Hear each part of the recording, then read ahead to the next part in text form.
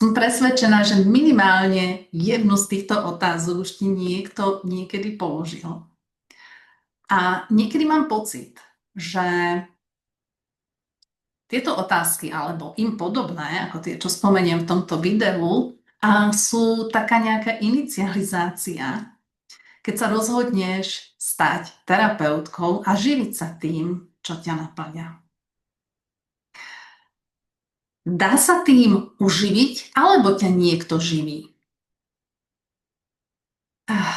Keď túto otázku počuje začínajúca terapeutka, tak stúhne. Prepadnú ju obavy a začne o sebe v podstate pochybovať. Zapne sa akýsi vnútorný radar a vypraví sa kopa pochybností. Samozrejme, potrebuješ si uvedomiť, že tá otázka ale nie je mierená ako útok. Tá otázka v skutočnosti vôbec nie je o tebe. Sú to len pochybnosti človeka, ktorý sa pýta. Prípadne ďalšia otázka. Z čoho ty vlastne žiješ?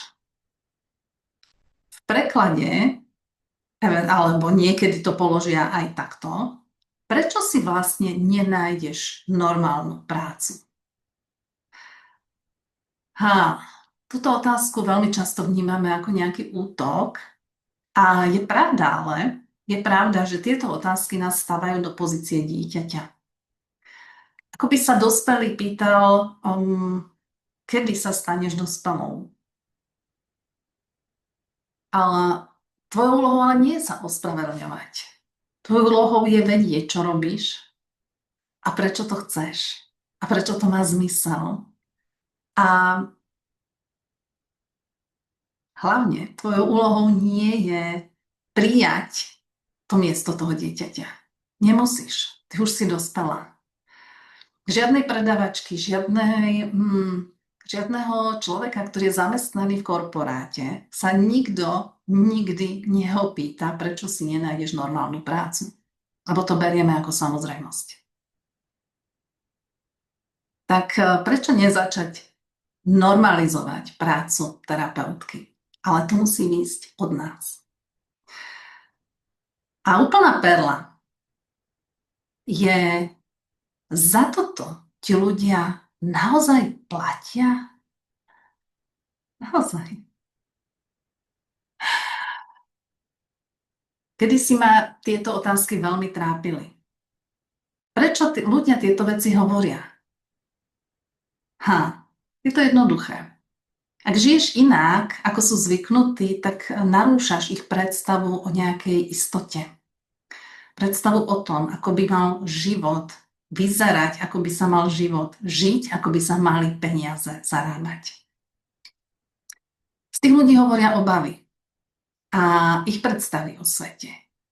Je to pre nich veľmi citlivá téma a oni si overujú tie svoje predstavy týmto spôsobom. Nemá to s tebou vôbec nič spoločné. Čiže len si v duchu povedz: ja už som veľká, ja už nemusím nikoho presviečať.